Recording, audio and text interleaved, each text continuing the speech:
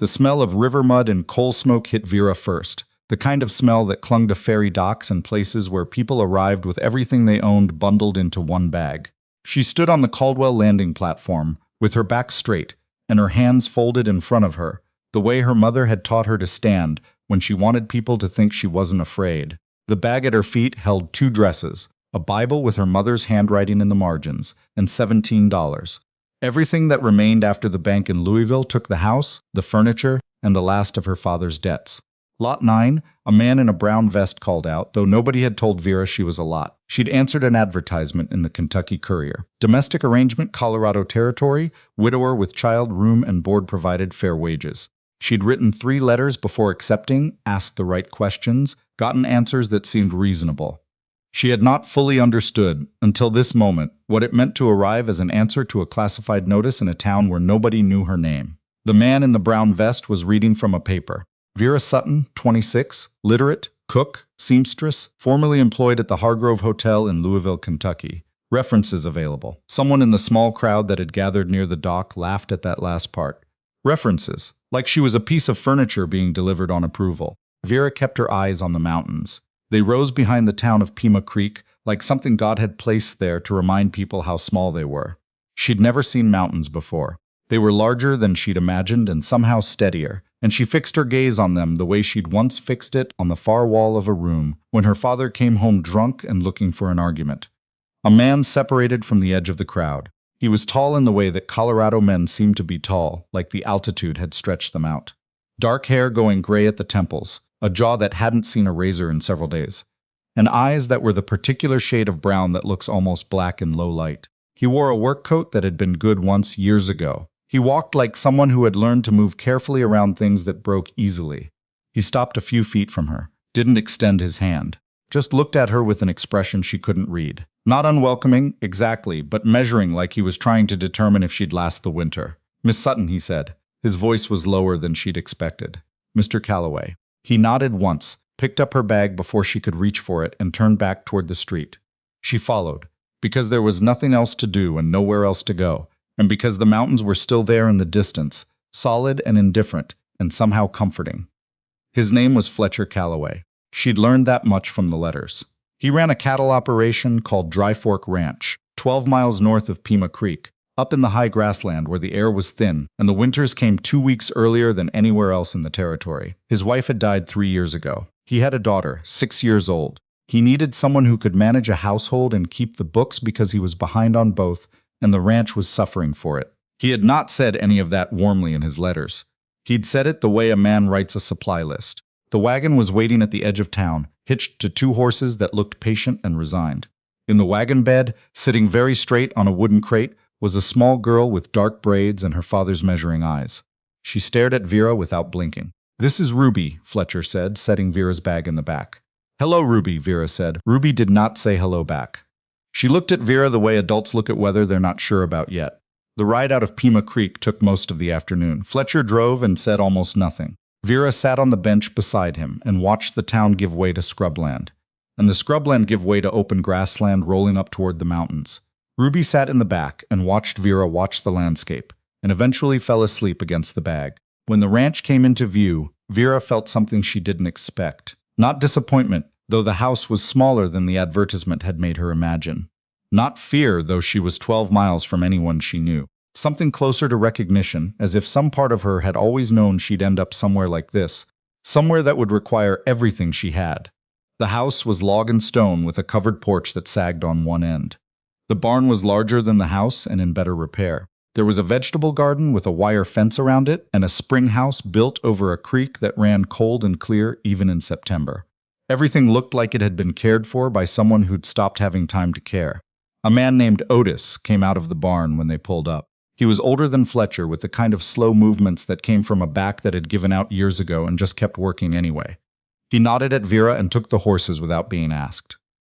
"There's stew on the stove," he said to Fletcher.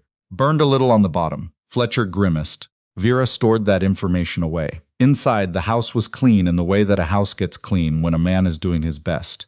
And his best isn't quite enough. The floors had been swept. The dishes were washed. The curtains were the wrong size for the windows, pinned up on one side to keep them from dragging. There was a woman's rocking chair near the fire that nobody had moved, though the cushion on it had faded. Vera didn't look at the rocking chair for long. Fletcher showed her the two bedrooms, the small room off the kitchen that would be hers, and the loft where Ruby slept. He showed her where things were kept, the root cellar, the woodpile, the emergency lamp oil. He explained it the way he'd written his letters, like a man reading off a list, thorough and emotionless. She would be paid $8 a month. She was free to leave whenever she chose. There were papers, if she wanted them, stating those terms. He'd had them drawn up in town before her arrival. Vera read them that night after Ruby was in bed, sitting at the kitchen table with the lamp turned low. She read them twice, looking for what wasn't there. She'd spent enough time in her father's house to know that the things people didn't say were usually the important things. There were no loopholes. She'd half expected there to be. The first weeks were about learning. Every household has its own logic, the way things are done and why, the places where the floor creaks, the hours when things need doing. Vera learned Dry Fork Ranch the way she'd learned every job she'd ever had. By watching, then doing better. The stove had a temperamental draft that needed coaxing on cold mornings. The well rope had a frayed section that would eventually need replacing. Fletcher drank his coffee black and hot and too fast, and came in from the barn before dawn smelling of horses and cold air. Ruby ate everything on her plate if it had butter on it, and would negotiate indefinitely if it didn't. Vera was good at cooking. She was also, she discovered, good at ranch accounts. Fletcher had been keeping them in a ledger that seemed to operate on a system of optimism rather than arithmetic. She found 3 months of errors in the first hour she spent with it. She didn't say anything dramatic about it. She just fixed them, marked the corrections in a different ink, and left the ledger open on the table for him to see. He stood over it for a long time that evening without speaking. The bookkeeping was a mess, she said from the stove, where she was rendering lard. Not unfixably so, but close. I know, he said. He didn't say thank you. But he handed her the supply receipts from town the next morning without her asking, and after that it was understood that the accounts were hers to manage. Ruby warmed to her slowly, the way children warm to things they've decided to be suspicious of. The first sign was when Ruby started positioning herself near the kitchen when Vera cooked. Not helping, just nearby, watching with those dark, serious eyes. Then she started asking questions. Not personal questions. Nothing about where Vera had come from or why. Practical ones. Why does bread rise? How do you know when butter's done? What does that herb smell like? Vera answered every question like it was reasonable because it was. The second sign was when Ruby brought her a rock, a smooth piece of white quartz she'd found in the creek bed, presented without comment and with a solemnity that suggested it was a significant offering. Vera accepted it the same way and put it on the windowsill above the sink, where she could see it while she washed dishes. Fletcher noticed. She saw him notice. He didn't say anything about it. The first snow came in late October, and with it came the particular intimacy of people stuck inside together. Fletcher and Otis spent those days in the barn or the shop, repairing what the season had broken. Vera kept the house warm and the food coming, and started teaching Ruby to read from the Bible with her mother's handwriting in the margins. One afternoon, she looked up from the lesson and caught Fletcher watching from the doorway, his coat still on, snow on his shoulders. The expression on his face was something she filed away and didn't examine too closely. Something between memory and grief, present tense, and aimed at his daughter. He left before she could say anything. That night, after Ruby was asleep, Vera was mending at the table when Fletcher came in from checking the stock. He poured himself coffee, then stood at the window with it, looking out at the dark. She taught her that way, he said without preamble. Annette, with the Bible. Vera kept her needle moving. I didn't know that. He didn't say anything else about it. But he stayed at the table instead of going to his room, and they sat in the kind of quiet that is not uncomfortable, which was something Vera hadn't experienced very often. She'd come from a house full of noise. Her father's grievances, her brother's arguments, the particular loud misery of people trapped together by poverty and stubbornness. Silence, in her experience, meant something was wrong. This silence was different. She was still learning what to do with it. December was brutally cold, the kind of cold that got into the walls and stayed. They burned through wood faster than expected, and Vera started rationing the kitchen fire in the evenings, keeping it just high enough to maintain warmth rather than comfort. She mentioned it to Fletcher, who added woodcutting to the morning routine without discussion. She noticed things about him, the way you notice things about someone when you live at close quarters and pay attention out of self-preservation. He was methodical. He made decisions slowly but stuck to them. He had a temper somewhere underneath the quiet. She caught glimpses of it when the cattle got through a fence or when a piece of equipment failed at the wrong moment, but he never directed it at anyone who didn't deserve it. He was fair to Otis in a way that went beyond wages. He was patient with Ruby even when he was exhausted. He was also carrying something heavy. She could see it in the set of his shoulders, the way he sometimes stopped in the middle of a task and looked at nothing for a moment before continuing. She didn't ask about it. It wasn't her business, and she'd learned that some griefs are not helped by being spoken to. But she noticed. The new year brought a problem she hadn't anticipated. A letter arrived from Pima Creek, delivered by the mail rider who came through every 2 weeks. Fletcher read it at the table, and his face went very still, in the way it did when something was wrong. He handed it to her without comment. She read it twice. A man named Grover Hatch had filed a water rights claim on the creek that ran through Dry Fork, the creek that fed the spring house, the stock tanks, and the kitchen garden. He was asserting that a survey error from 6 years prior had placed the creek boundaries incorrectly, and that a significant portion of the water flow that Fletcher depended on was by legal right. Hatch has been trying to push out the smaller operations up here for 3 years, Fletcher said when she handed the letter back. He's got a territorial lawyer and he's patient. What do you have? He looked at her. My father's original deed and the survey from 1871. Is the 1871 survey accurate? I always thought so. But Hatch is claiming a newer survey supersedes it. Vera turned the letter over in her hands. Then we need to know which survey is right. It was the first time she'd said we about anything related to the ranch, and she heard it after she said it. He heard it too. She didn't walk it back. She wrote 3 letters that week. One to the Territorial Surveyor's office in Denver, one to a land attorney whose name she'd seen advertised in the Pima Creek paper, one to her former employer in Louisville, who had connections in the territorial legislature from his time in Kansas. Fletcher watched her write without comment and mailed them in town the following Saturday. The waiting was its own kind of work. Vera kept the house and the books and Ruby's lessons.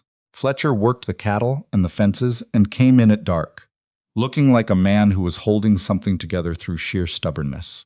Otis, who had been at Dry Fork longer than anyone and knew the creek better than Fletcher did, spent several evenings telling Vera what he remembered about the original survey, when it was done, who'd done it, what markers had been used. She wrote everything down. The response from Denver came first. The territorial surveyor confirmed that a second survey had been filed in 1877, but noted that it had been commissioned by Grover Hatch himself, and that its methodology had been questioned at the time by 2 neighboring landowners who had filed formal objections. Those objections were on record. The attorney's letter came 3 days later. He thought they had a case, but it would require documentation and time, and his fees were not small. We can cover the first month, Vera told Fletcher, going through the accounts.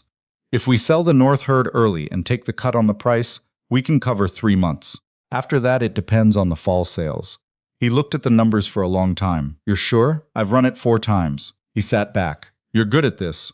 It wasn't a compliment exactly. It was an observation said with a kind of wondering surprise that she might have found irritating coming from someone else. From him, it just sounded like truth. I've had practice, she said. Keeping accounts is easier than keeping people from noticing you're keeping accounts. He looked at her. What does that mean? It means I worked for my father's business from the time I was 12, and he never once listed me as an employee. She said it without heat because it was just fact, old and worn smooth. His name on the ledger, my arithmetic in the columns. Fletcher was quiet for a moment. That's wrong. Yes, she agreed. It was. They filed the legal response in February. Then they waited some more. Spring came late that year, cold and grudging. The creek ran high from snowmelt, and Vera took Ruby down to the bank one afternoon to watch the water and collect rocks. Ruby was developing strong opinions about rocks, which ones were worth keeping, which were ordinary. What made a piece of quartz better than a piece of limestone? Vera listened to all of it seriously, because Ruby's opinions deserved that. Are you going to stay? Ruby asked, with the directness of a child who had not yet learned to approach difficult questions sideways. I plan to, Vera said. Ruby picked up a flat gray stone and turned it over. Papa doesn't talk about it. That's his way, Vera said. It doesn't mean he's not thinking about it. Ruby threw the stone into the water. He used to talk more, before Mama died. Vera sat down on a flat rock near the bank. What was your mama like? Ruby thought about it with the seriousness she brought to most things. She smelled like rosemary. She sang when she cooked, but she didn't know she was doing it. She could fix almost anything. She sounds like someone worth missing. Ruby nodded. Papa misses her all the time. You can tell because he gets very quiet. Vera looked at the creek. That's how missing works sometimes. They sat there for a while without talking, listening to the water and the birds, and it was the most comfortable Vera had felt since she'd arrived in Colorado Territory. The legal decision came in April, delivered by the same mail rider, who always looked vaguely apologetic about whatever he was carrying. Fletcher read the letter on the porch. Vera watched from the doorway. When he looked up, she couldn't tell from his face what it said. "We won," he said. "The 1877 survey was invalidated. Original boundaries stand." Vera let out a breath she'd been holding since February. That evening, Otis produced a bottle of something he'd been keeping for a significant occasion. He poured 3 glasses and raised his without ceremony. "To the creek staying where it is," he said. "To the creek," Vera and Fletcher said together, and then looked at each other because they'd said it at the same moment, and Fletcher almost smiled. Almost she was learning to read almost. It was more expressive than it sounded. That summer was the best one Dry Fork had seen in years. The cattle were fat on good grass. The garden produced more than they could use. Ruby learned to read well enough to pick out words in the newspaper, which she took very seriously. Fletcher fixed the sagging porch, repaired the curtains in the main room, and did not replace the rocking chair by the fire. Vera didn't expect him to. Some things needed to stay where they were. She was hanging laundry in late June when he came around the corner of the house and stopped. She didn't hear him at first. When she turned and found him standing there, she startled slightly, and he said sorry, and then neither of them said anything for a moment. "You've been here 9 months, he said finally. She went back to pinning a sheet. "I know. When does your contract come up for renewal?" She looked at him over the sheet. "We wrote it for a year." "Right." He put his hands in his pockets, which was what he did when he was thinking. "I want to say something, and I'm not sure how." Vera waited. She'd learned not to fill his silences. "I started looking for someone to come out here because the ranch needed managing. And Ruby needed someone consistent." He said it slow, like he was checking each word before letting it out. "That's what I told myself. But I think what I actually needed was someone I could count on. Someone who was going to stay." She didn't say anything. She could feel where this was going, and she didn't want to hurry it. "I've been alone for 3 years, he said. "Not without help. Otis has been here. But alone in the way that matters. And somewhere in the last 9 months I stopped being alone in that way, and I didn't notice when it happened." He looked at the mountains instead of at her. "I don't have a fancy speech. I don't have much to offer that isn't already what you've been living." "You're offering more of the same," Vera said carefully. He looked at her then. "I'm offering all of it. The ranch, the accounts, Ruby. A partnership that's—" He stopped. "One that's honest. I won't pretend it's more than that." "You might be undervaluing what it is," she said, and she surprised herself, because she hadn't planned to say anything like that. He went still the way he went still when something surprised him. "What do you mean?" She pulled the sheet flat and reached for another pin. "I mean that I've been in arrangements that were supposed to be one thing and were actually another. I've been in houses where what I was told and what was true were not the same." She looked at him directly. "This has been honest from the first day. You didn't promise me anything you didn't deliver. You treated me like someone whose opinion mattered when you didn't have to." He was watching her carefully. "That's not nothing," she said. "To someone who's been through what I've been through, that's a great deal." He was quiet for a long time. She kept pinning laundry and let him be quiet. Finally he said, "Would you do me the honor of staying, properly, as my wife?" It was not a romantic speech. It was Fletcher Calloway being exactly who he was, asking her exactly what he meant with no embellishment. She'd never thought she'd prefer that to poetry. She would have been wrong. "Yes," she said, "I would." He nodded once, the way he nodded when something was settled and he was moving forward. Then he said, "Ruby's going to want to be involved in whatever ceremony happens. She'll be the best part of it," Vera said. And that was that. They were married in September on the porch that Fletcher had finally fixed, with Otis as witness and Ruby holding a bunch of wildflowers she'd picked herself and distributed with solemn authority. The circuit preacher came through Pima Creek twice a year, and they'd planned around his schedule. It was not elaborate. The whole thing took less than 20 minutes. Afterward, Otis opened another bottle of something from his apparently extensive reserve, and Ruby ate a piece of wedding cake that Vera had made from preserved peaches and good flour, and declared it the best thing she'd ever tasted, which was the highest compliment she gave. That evening, after Ruby was in bed, Vera stood on the porch and looked at the mountains in the last light. Fletcher came out and stood beside her. He didn't say anything for a while. She didn't either. "You know," he said, finally, "when I put that advertisement in the paper, I was writing to a stranger. And now?" she asked. He looked at her with those dark eyes that she'd spent a year learning to read. "Now you know where the lamp oil is, where the creek runs wrong in spring, and that the north fence always needs checking after a hard rain." He paused. "That's more than most people ever know about this place." "Is that enough?" she asked. Not worried, just curious. He put his arm around her in the unhurried way he did most things. "It's everything." They stood there until the stars came out and the mountains disappeared into darkness, and the only sounds were the creek and the cattle settling and the ordinary night noises of a place that was learning, slowly, to hold more than grief. Years passed. Ruby grew up wild and serious and capable in the way that children who are given room to become themselves tend to grow. She learned to ride before she could reliably spell. She learned to keep accounts from Vera and to read the weather from her father, and she had strong opinions about water rights and cattle breeding that the men in town eventually learned to take seriously. She grew into someone who reminded Vera of herself, which was the greatest compliment Vera could imagine. They added on to the house twice. They weathered 2 bad winters, 1 drought, and a market crash that hit everyone hard and hit them less hard than most, because Vera had been watching the numbers since February of that year and moved the herd to summer pasture a month early. Fletcher didn't argue with her about it. He'd stopped arguing with her about the books around year 2, when it became clear that she was right more often than she wasn't. Otis's back finally gave out entirely when he was 71, and he retired to a room in town that Fletcher paid for, and Vera furnished, and Ruby visited every Sunday whether her schedule allowed it or not.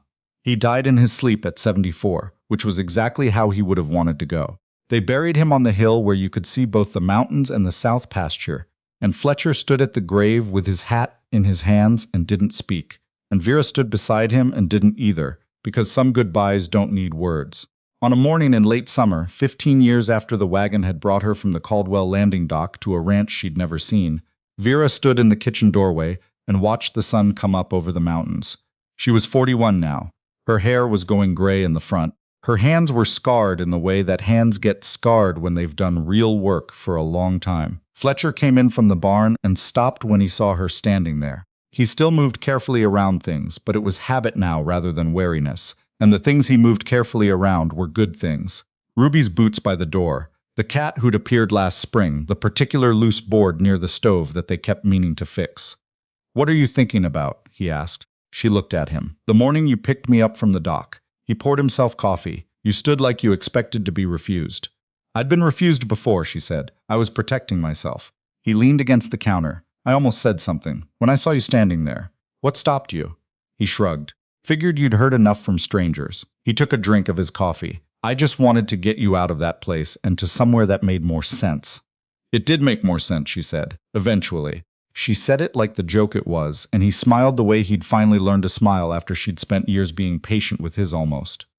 It was still quieter than most men's smiles. She'd grown to love it more for that. That morning she made biscuits from memory, the way she'd made them 1,000 times in this kitchen, and Fletcher split wood while the stove heated, and the cat watched from the windowsill, and somewhere in the barn Ruby was arguing with one of the horses in a tone that suggested the horse was losing. The day was opening in front of them the way days did, full of ordinary work that needed doing and ordinary pleasures that were easy to miss if you were always looking for the extraordinary. Vera had learned by then not to miss them. She'd come to Colorado Territory with $17 in one bag and a posture she'd practiced to keep people from seeing her afraid. She'd arrived as an answer to a classified notice, a stranger on a dock, a name on a piece of paper that someone had circled and sent for. She'd been nobody's idea of a solution. She'd spent 15 years becoming one anyway. Not because anyone handed her a life, not because the mountains were kind or the winters were forgiving or luck had run in her favor, but because she'd shown up every morning and done the work in front of her, and trusted the people who'd proven worth trusting, and held on to the things worth holding, even when holding on was harder than letting go. The biscuits came out right, the way they always did now. She set them on the table and called toward the barn, and Ruby came in with hay in her hair and strong opinions about what needed doing before noon. And Fletcher came in behind her and sat at the head of the table that had been his father's, at the ranch that had been his father's, in the life that was his and now fully and completely hers. She pulled out her chair and sat down with her family, and outside the mountains stood exactly where they'd always stood, and the creek ran where the law now confirmed it had always run, and somewhere a hawk called once and then was quiet, and Vera thought, not for the first time, that this was what she'd been looking for when she'd left Louisville, with everything she owned in one bag and a posture designed to look unafraid. She'd been looking for a morning like this one, ordinary and full and entirely hers.